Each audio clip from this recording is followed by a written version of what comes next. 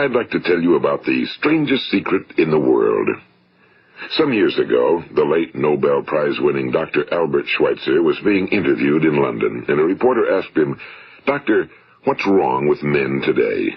And the great doctor was silent a moment, and then he said, "Men simply don't think." It's about this that I want to talk with you. We live today in a golden age. This is an era that man has looked forward to, dreamed of, and worked toward for thousands of years. But since it's here, we pretty well take it for granted. We in America are particularly fortunate to live in the richest land that ever existed on the face of the earth, a land of abundant opportunity for everyone. But do you know what happens? Well, let's take 100 men who start even at the age of 25. Do you have any idea what will happen to those men by the time they're 65? These 100 men who all start even at the age of 25 believe they're going to be successful. If you asked any one of these men if he wanted to be a success, he'd tell you he did. And you'd notice that he was eager toward life, that there was a certain sparkle to his eye, an erectness to his carriage, and life seemed like a pretty interesting adventure to him. But by the time they're 65, 1 will be rich. 4 will be financially independent. 5 will still be working. 54 will be broke. Now think a moment. Out of the 100, only 5 make the grade. Now why do so many fail? What has happened to the sparkle that was there when they were 25? What's become of the dreams, the hopes, the plans? And why is there such a large disparity between what these men intended to do and what they actually accomplished? When we say about 5% achieve success, we have to define success. And here's the best definition I've ever been able to find. Success is the progressive realization of a worthy ideal. If a man is working toward a predetermined goal and knows where he's going, that man is a success. If he's not doing that, he's a failure. Success is the progressive realization of a worthy ideal. Rollo May, the distinguished psychiatrist, wrote a wonderful book called Man's Search for Himself. And in this book he says, the opposite of courage in our society is not cowardice. It is conformity. And there you have the trouble today. It's conformity, people acting like everyone else without knowing why, without knowing where they're going. Now think of it. In America right now, there are over 18 million people 65 years of age and older. And most of them are broke. They're dependent on someone else for life's necessities. Now, we learn to read by the time we're 7. We learn to make a living by the time we're 25. Usually by that time, we're not only making a living, we're supporting a family. And yet by the time we're 65, we haven't learned how to become financially independent in the richest land that has ever been known. Why? We conform. And the trouble is that we're acting like the wrong percentage group, the 95 who don't succeed. Now, why do these people conform? Well, they really don't know. These people believe that their lives are shaped by circumstances, by things that happen to them, by exterior forces. They're outer-directed people. A survey was made one time that covered a lot of men, working men, and these men were asked, "Why do you work? Why do you get up in the morning?" 19 out of 20 had no idea. If you ask them, they'll say, well, everyone goes to work in the morning, and that's the reason they do it, because everyone else is doing it. Now let's get back to our definition of success. Who succeeds? The only person who succeeds is the person who is progressively realizing a worthy ideal. He's the person who says, I'm going to become this, and then begins to work toward that goal. I'll tell you who the successful people are. A success is the school teacher who's teaching school because that's what he or she wants to do. The success is the woman who's a wife and mother because she wanted to become a wife and mother and is doing a good job of it. The success is the man who runs the corner gas station because that was his dream. That's what he wanted to do. The success is the successful salesman who wants to become a top-notch salesman and grow and build with his organization. A success is anyone who is doing deliberately a predetermined job because that's what he decided to do deliberately. But only 1 out of 20 does that. That's why today there isn't really any competition unless we make it for ourselves.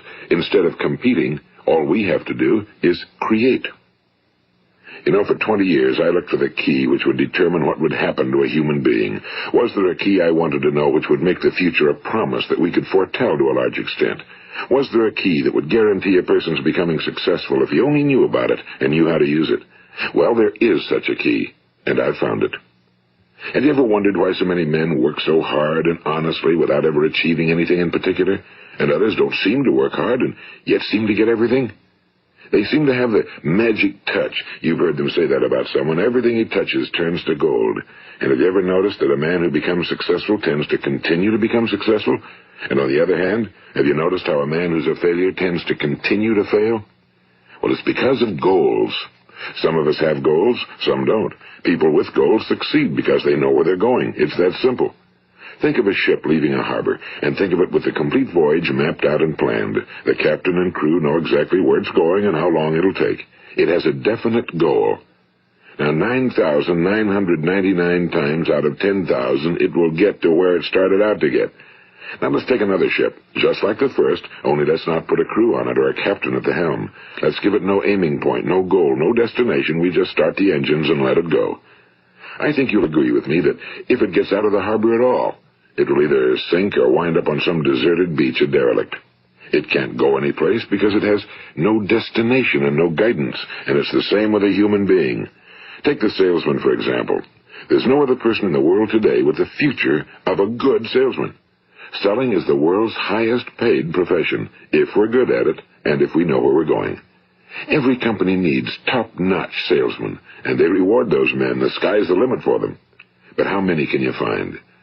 Someone once said the human race is fixed, not to prevent the strong from winning, but to prevent the weak from losing. The American economy today can be likened to a convoy in time of war. The entire economy is slowed down to protect its weakest link, just as the convoy had to go at the speed that would permit its slowest vessel to remain in formation. That's why it's so easy to make a living today. It takes no particular brains or talent to make a living and support a family today. So we have a plateau of so-called security, if that's what a person's looking for. But we do have to decide how high above this plateau we want to aim. Now let's get back to the strangest secret in the world, the story that I wanted to tell you today. Why do men with goals succeed in life and men without them fail? Well, let me tell you something which, if you really understand it, will alter your life immediately. If you understand completely what I'm going to tell you from this moment on, your life will never be the same again. You will suddenly find that good luck just seems to be attracted to you. The things you want just seem to fall in line, and from now on you won't have the problems, the worries, the gnawing lump of anxiety that perhaps you've experienced before. Doubt, fear, well, they'll be things of the past. Here's the key to success and the key to failure. We become what we think about. Now let me say that again. We become what we think about. Throughout all history, the great wise men and teachers, philosophers and prophets have disagreed with one another on many different things. It's only on this one point that they are in complete and unanimous agreement. Listen to what Marcus Aurelius, the great Roman emperor, said. A man's life is what his thoughts make of it. Disraeli said this, everything comes if a man will only wait. I've brought myself by long meditation to the conviction that a human being with a settled purpose must accomplish it, and that nothing can resist a will that will stake even existence for its fulfillment. Ralph Waldo Emerson said this, a man is what he thinks about all day long. William James said, the greatest discovery of my generation is that human beings can alter their lives by altering their attitudes of mind. And he also said, we need only in cold blood act as if the thing in question were real, and it will become infallibly real by growing into such a connection with our life that it will become real. It will become so knit with habit and emotion that our interest in it will be those which characterize belief. And he also said, if you only care enough for a result, you will almost certainly attain it. If you wish to be rich, you will be rich. If you wish to be learned, you will be learned. If you wish to be good, you will be good. Only you must then really wish these things and wish them exclusively, and not wish at the same time 100 other incompatible things just as strongly. In the Bible, you read in Mark 9:23, if thou canst believe, all things are possible to him that believeth. My old friend Dr. Norman Vincent Peale put it this way, this is one of the greatest laws in the universe. Fervently do I wish I had discovered it as a very young man. It dawned upon me much later in life, and I found it to be one of the greatest, if not my greatest discovery outside of my relationship to God. The great law, briefly and simply stated, is that if you think in negative terms, you will get negative results. If you think in positive terms, you will achieve positive results. That is the simple fact, he went on to say, which is at the basis of an astonishing law of prosperity and success. In 3 words, believe and succeed. William Shakespeare put it this way: our doubts are traitors and make us lose the good we oft might win by fearing to attempt. George Bernard Shaw said, people are always blaming their circumstances for what they are. I don't believe in circumstances. The people who get on in this world are the people who get up and look for the circumstances they want, and if they can't find them, make them. Well, it's pretty apparent, isn't it? And every person who discovered this for a while believed that he was the first one to work it out. We become what we think about. Now, it stands to reason that a person who's thinking about a concrete and worthwhile goal is going to reach it, because that's what he's thinking about, and we become what we think about. Conversely, the man who has no goal, who doesn't know where he's going, and whose thoughts must therefore be thoughts of confusion and anxiety and fear and worry, becomes what he thinks about. His life becomes one of frustration and fear and anxiety and worry. And if he thinks about nothing, he becomes nothing. Now, how does it work? Why do we become what we think about? Well, I'll tell you how it works as far as we know. Now, to do this, I want to tell you about a situation that parallels the human mind. Suppose a farmer has some land, and it's good fertile land. Now, the land gives the farmer a choice. He may plant in that land whatever he chooses. The land doesn't care. It's up to the farmer to make the decision. Now, remember, we're comparing the human mind with the land because the mind, like the land, doesn't care what you plant in it. It will return what you plant, but it doesn't care what you plant. Now, let's say that the farmer has 2 seeds in his hand. One is a seed of corn. The other is nightshade, a deadly poison. He digs 2 little holes in the earth, and he plants both seeds, one corn, the other nightshade. He covers up the holes, waters, and takes care of the land, and what will happen? Invariably, the land will return what's planted. As it's written in the Bible, as ye sow, so shall ye reap. Now remember, the land doesn't care. It'll return poison in just as wonderful abundance as it will corn. So up come the 2 plants, one corn, one poison.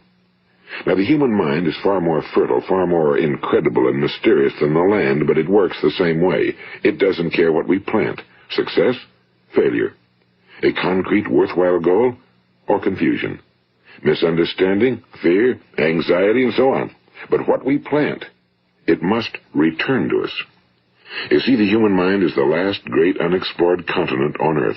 It contains riches beyond our wildest dreams. It will return anything we want to plant. Now, you might say, well, if that's true, why don't people use their minds more? Well, I think they figured out an answer to that one, too. Our mind comes as standard equipment at birth. It's free, and things that are given to us for nothing we place little value on. Things that we pay money for, we value.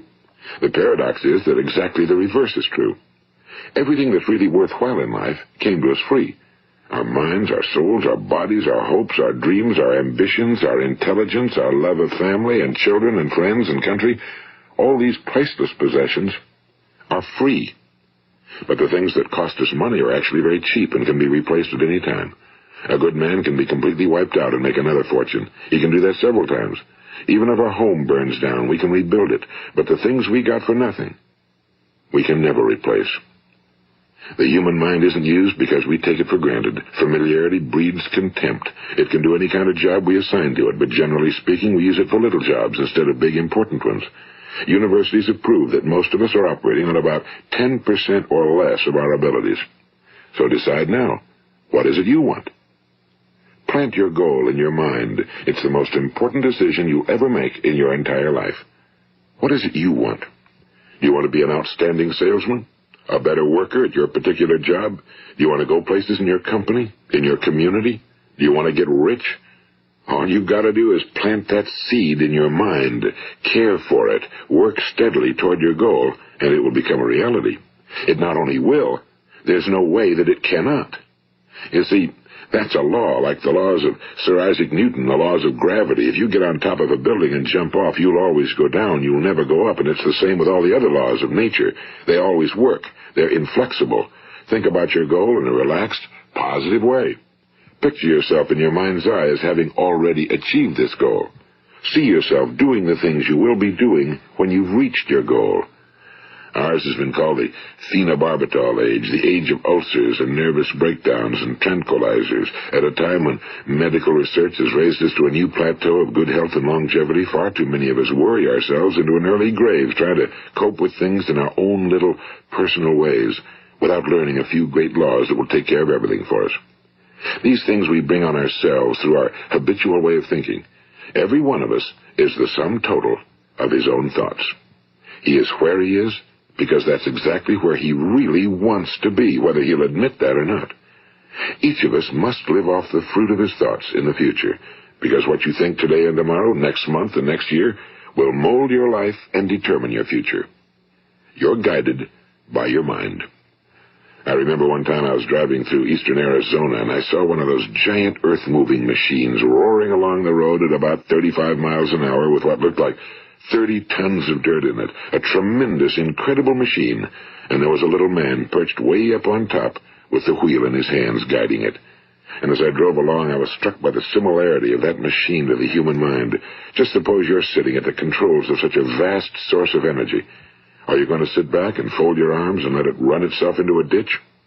Or are you going to keep both hands firmly on the wheel and control and direct this power to a specific, worthwhile purpose? It's up to you. You're in the driver's seat. You see, the very law that gives us success is a two-edged sword. We must control our thinking. The same rule that can lead a man to a life of success, wealth, happiness, and all the things he ever dreamed of for himself and his family. That very same law can lead him into the gutter. It's all in how he uses it, for good or for bad. This is the strangest secret in the world. Now, why do I say it's strange, and why do I call it a secret? Actually, it isn't a secret at all. It was first promulgated by some of the earliest wise men, and it appears again and again throughout the Bible, but very few people have learned it, understand it. That's why it's strange, and why for some equally strange reason it virtually remains a secret. I believe that you could go out and walk down the main street of your town and ask one man after another what the secret of success is, and you probably wouldn't run into one man in a month who could tell you. Now, this information is enormously valuable to us if we really understand it and apply it. It's valuable to us not only for our own lives, but the lives of those around us, our families, employees, associates, and friends. Life should be an exciting adventure. It should never be a bore. A man should live fully, be alive. He should be glad to get out of bed in the morning. He should be doing a job he likes to do because he does it well. One time I heard Grove Patterson, the great late editor-in-chief of the Toledo Daily Blade, make a speech, and as he concluded his speech, he said something I've never forgotten. He said, "My years in the newspaper business have convinced me of several things. Among them, that people are basically good, and that we came from someplace, and we're going someplace. So we should make our time here an exciting adventure. The architect of the universe didn't build a stairway leading nowhere." And the greatest teacher of all, the carpenter from the plains of Galilee, gave us the secret time and time again. As ye believe, so shall it be done unto you. I've explained the strangest secret in the world and how it works. Now, on this side, I want to explain how you can prove to yourself the enormous returns possible in your own life by putting this secret to a practical test. I want you to make a test that will last 30 days. It isn't going to be easy, but if you'll give it a good try, it will completely change your life for the better. Now, back in the 17th century, Sir Isaac Newton, the English mathematician and natural philosopher, gave us some natural laws of physics which apply as much to human beings as they do to the movement of bodies in the universe. And one of these laws is that for every action, there is an equal and opposite reaction. Simply stated, as it applies to you and me, it means we can achieve nothing without paying the price. The results of your 30-day experiment will be in direct proportion to the effort you put forth. To be a doctor, you must pay the price of long years of difficult study. To be successful in selling, and remember that each of us succeeds to the extent of his ability to sell. Selling our families on our ideas, selling education in schools, selling our children on the advantages of living the good and honest life, selling our associates and employees on the importance of being exceptional people. To, of course, the profession of selling itself. But to be successful in selling our way to the good life, we must be willing to pay the price. Now, what is that price? Well, it's many things. First, it's understanding emotionally, as well as intellectually, that we literally become what we think about, that we must control our thoughts if we're to control our lives. It's understanding fully that as ye sow, so shall ye reap. Second, it's cutting away all fetters from the mind and permitting it to soar as it was divinely designed to do. It's the realization that your limitations are self-imposed and that the opportunities for you today are enormous beyond belief. It's rising above narrow-minded pettiness and prejudice. And third, it's using all your courage to force yourself to think positively on your own problem, to set a definite and clearly defined goal for yourself, to let your marvelous mind think about your goal from all possible angles, to let your imagination speculate freely upon many different possible solutions, to refuse to believe that there are any circumstances sufficiently strong to defeat you in the accomplishment of your purpose, to act promptly and decisively when your course is clear, and to keep constantly aware of the fact that you are, at this moment, standing in the middle of your own acres of diamonds, as Russell Conwell used to point out. And fourth, save at least 10% of every dollar you earn. It's also remembering that no matter what your present job, it has enormous possibilities, if you're willing to pay the price. Now let's just go over the important points in the price each of us must pay to achieve the wonderful life that can be ours. It is, of course, worth any price. 1. You will become what you think about. 2. Remember the word imagination and let your mind begin to soar. 3. Courage. Concentrate on your goal every day. 4. Save 10% of what you earn. And 5. Action. Ideas are worthless unless we act on them. Now, I'll try to outline the 30-day test I want you to make. Keep in mind that you have nothing to lose by making this test and everything you could possibly want to gain. There are two things that may be said of everyone. Each of us wants something, and each of us is afraid of something. I want you to write on a card what it is you want more than anything else.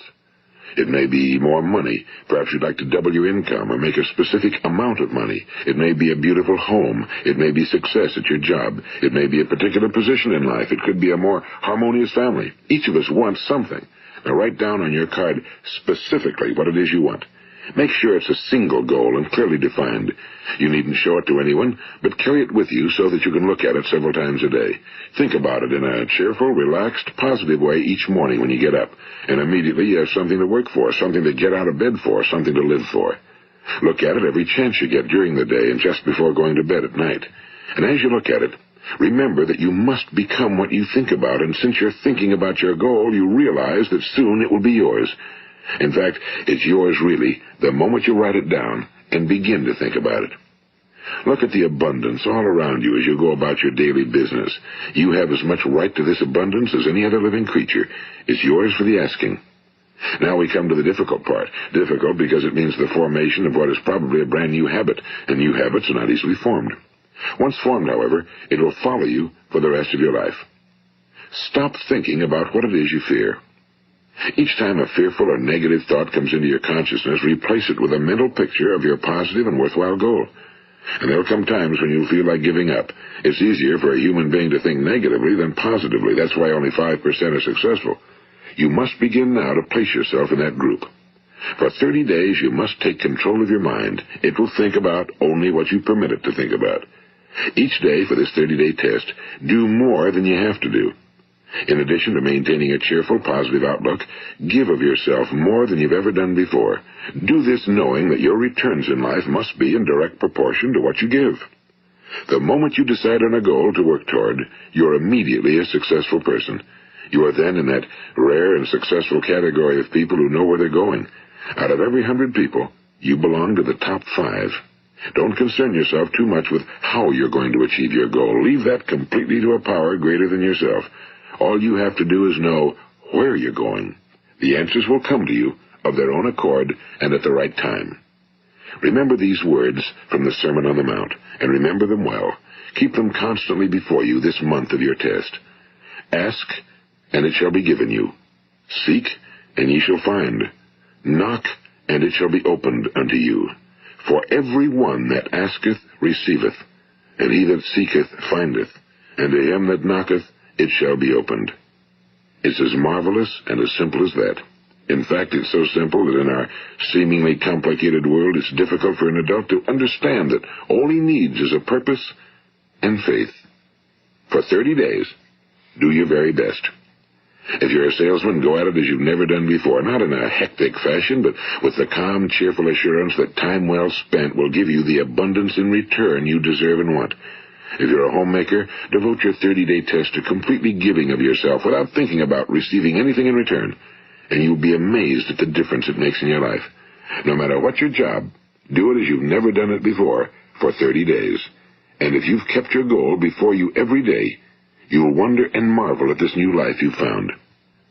Dorothea Brand, the outstanding editor and writer, discovered it for herself and tells about it in her fine book, Wake Up and Live. Her entire philosophy is reduced to the words, act as though it were impossible to fail. She made her own test with sincerity and faith, and her entire life was changed to one of overwhelming success. Now, you make your test for 30 full days. Don't start your test until you've made up your mind to stick with it. You see, by being persistent, you're demonstrating faith. Persistence is simply another word for faith. If you didn't have faith, you'd never persist. If you should fail during your first 30 days, by that I mean suddenly find yourself overwhelmed by negative thoughts, you've got to start over again from that point and go 30 more days. Gradually, your new habit will form until you find yourself one of that wonderful minority to whom virtually nothing is impossible. And don't forget the card. It's vitally important as you begin this new way of living. On one side of the card, write your goal, whatever it may be. On the other side, write the words we've quoted from the Sermon on the Mount. Ask, and it shall be given you. Seek, and ye shall find. Knock, and it shall be opened unto you. Nothing great was ever accomplished without inspiration. See that during these crucial first 30 days, your own inspiration is kept at a peak. And above all, don't worry. Worry brings fear, and fear is crippling. The only thing that can cause you to worry during your test is trying to do it all yourself. Know that all you have to do is hold your goal before you. Everything else will take care of itself. Remember also to keep calm and cheerful. Don't let petty things annoy you and get you off course. Now, since making this test is difficult, some will say, why should I bother? Well, look at the alternative. No one wants to be a failure. No one really wants to be a mediocre individual. No one wants a life constantly filled with worry and fear and frustration. Therefore, remember that you must reap that which you sow. If you sow negative thoughts, your life will be filled with negative things. If you sow positive thoughts, your life will be cheerful, successful, and positive.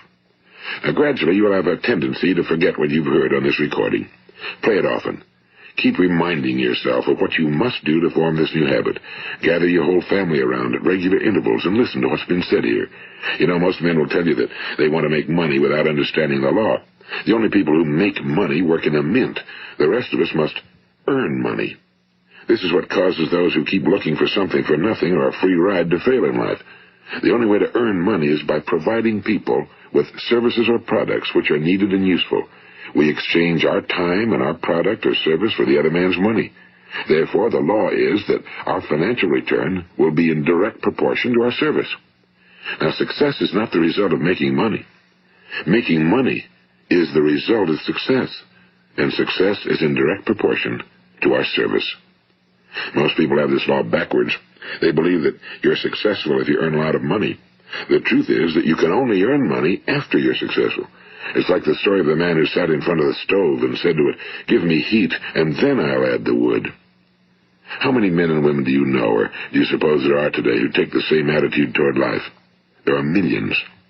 We've got to put the fuel in before we can expect heat. Likewise, we've got to be of service first before we can expect money. Don't concern yourself with the money. Be of service, build, work, dream, create. Do this, and you'll find there's no limit to the prosperity and abundance that will come to you. Prosperity, you know, is founded upon a law of mutual exchange. Any person who contributes to prosperity must prosper in turn himself. Sometimes the return will not come from those you serve, but it must come to you from someplace, because that's the law. For every action, there is an equal and opposite reaction. As you go daily through your 30-day test period, remember that your success will always be measured by the quality and quantity of service you render, and money is a yardstick for measuring this service. No man can get rich himself unless he enriches others. Now, there are no exceptions to a law.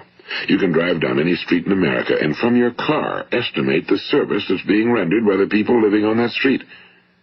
Had you ever thought of this yardstick before? It's interesting. Some, like ministers and priests and other devoted people, measure their returns in the realm of the spiritual, but again, their returns are equal to their service. Once this law is fully understood, any thinking person can tell his own fortune. If he wants more, he must be of more service to those from whom he receives his return. If he wants less, he has only to reduce his service.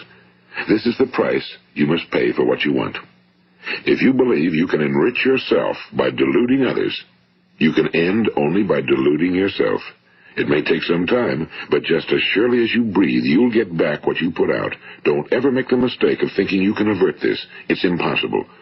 The prisons and the streets where the lonely walk are filled with people who tried to make new laws just for themselves. We may avoid the laws of man for a while, but there are greater laws that cannot be broken. An outstanding medical doctor recently pointed out 6 steps that will help you realize success. 1. Set yourself a definite goal. 2. Quit running yourself down. 3. Stop thinking of all the reasons why you cannot be successful and instead think of all the reasons why you can. 4. Trace your attitudes back through your childhood and try to discover where you first got the idea you couldn't be successful, if that's the way you've been thinking. 5. Change the image you have of yourself by writing out a description of the person you would like to be. And 6. Act the part of the successful person you have decided to become. The doctor who wrote those words is a noted West Coast psychiatrist, Dr. David Harold Fink. Do what the experts since the dawn of recorded history have told you you must do. Pay the price by becoming the person you want to become. It's not nearly as difficult as living unsuccessfully. Make your 30-day test, then repeat it again, and each time it will become more a part of you until you'll wonder how you could ever have lived any other way. Live this new way and the floodgates of abundance will open and pour over you more riches than you may have dreamed existed. Money? Yes, lots of it. But what's more important, you'll have peace.